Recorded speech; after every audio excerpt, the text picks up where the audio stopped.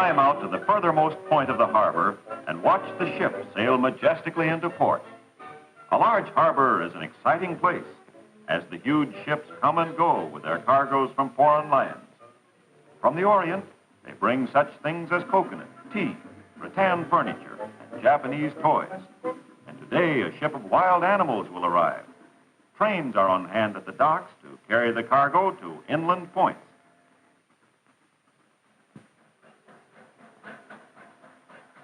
Here, a Matson Line boat is loading products from the Southwest for a shipment to Honolulu. They buy the kinds of things an island country needs for its homes, farms, and businesses. The longshoremen are loading the ship in all 5 hatches at the same time.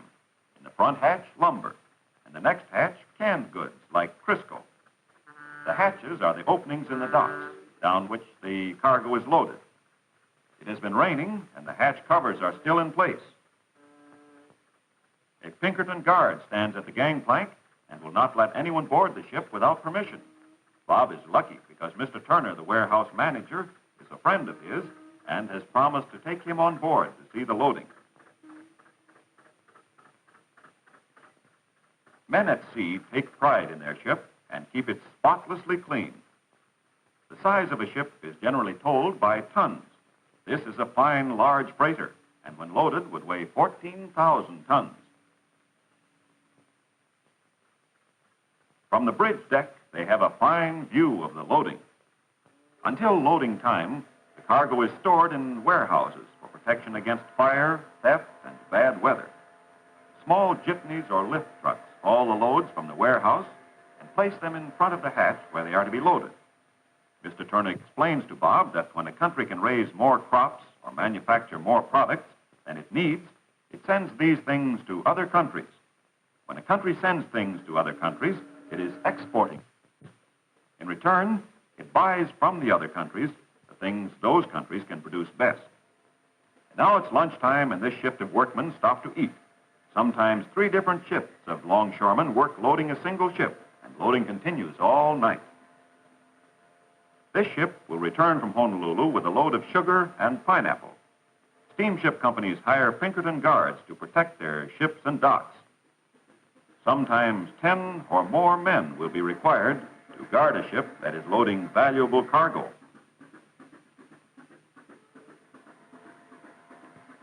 Bob thanks Mr. Turner and the guard, and with a last look at the beautiful ship, makes his way carefully across the busy pier. It is expensive for the steamship company to keep a freighter at dock, and so the loading is done as quickly as possible.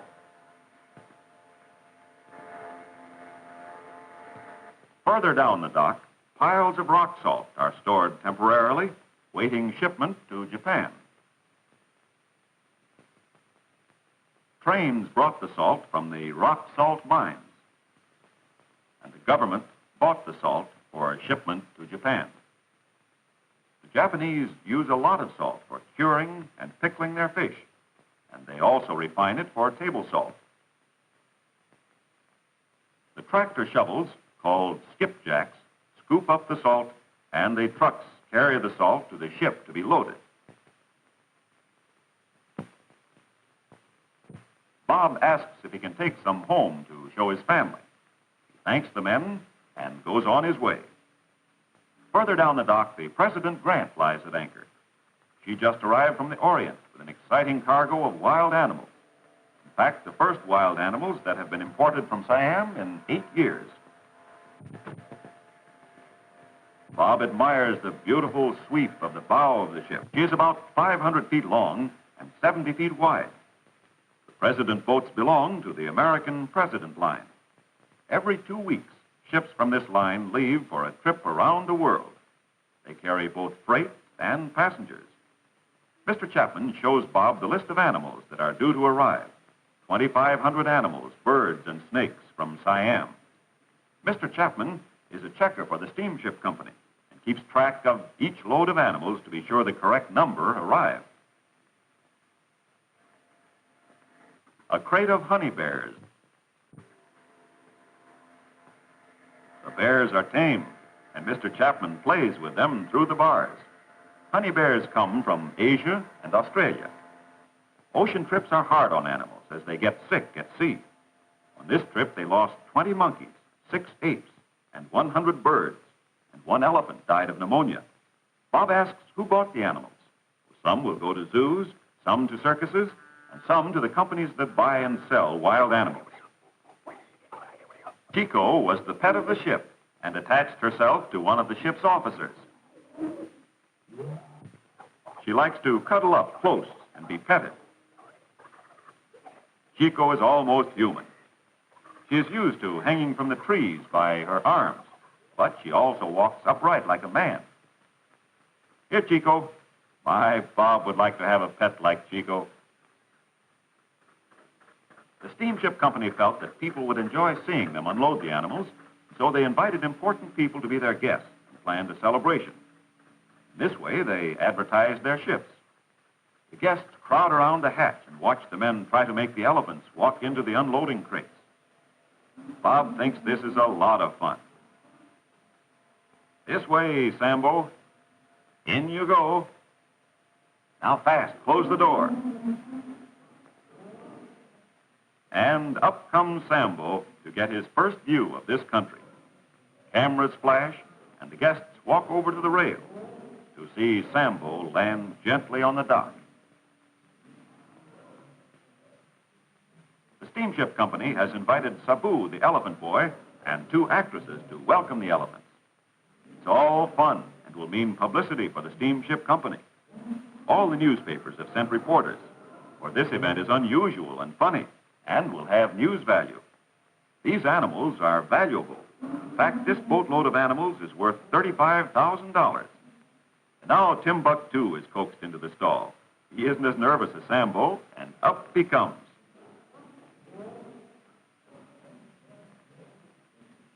Timbuktu carries his trunk with him when traveling. He is a valuable elephant and will sell for $4,000. Timbuktu comes peacefully out of his stall to take a look at his new American friends. Why, it wasn't so bad after all. On the warehouse balcony, a class of school children watched the unloading. Their teacher thought this would be a valuable lesson on harbors and the handling of cargo.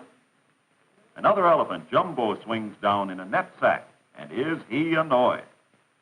Several men trained to care for animals were on the 2 weeks' voyage to help take care of them.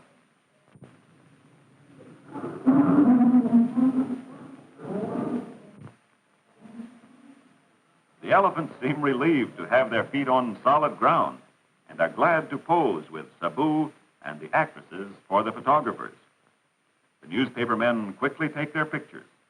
Each man tries to get the best story for his paper.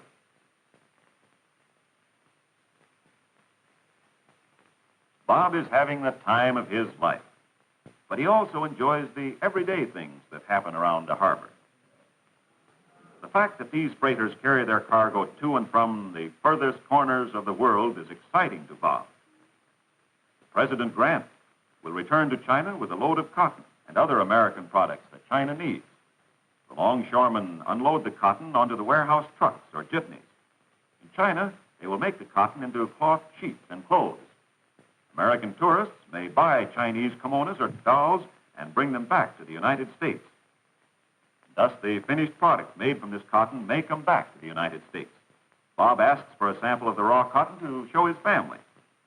The men like Bob because he asks intelligent questions and always wants to learn more. Today, Bob has learned a lot about how goods are shipped to foreign lands. He knows about exports and imports, and how each country raises the things it can raise best and cheapest. Now it's time to go home. Bob whistles, and out comes the entire family to hear the news. They think Bob was very lucky to visit the wild animal ship. Bob's pockets have many treasures. Look, Holly, they were sending cotton like this to China. It is in its rough state, just the way it was picked from the plant. This port ships cotton grown in California and Arizona, and they even send it here from northern Mexico to be shipped to the Orient.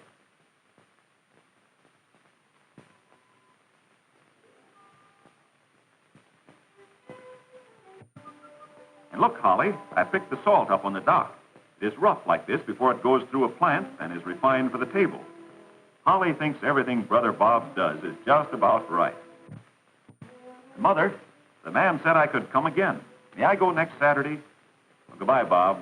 Happy memories of monkeys, bears, elephants, Chinese doll dresses, rice, and everything nice.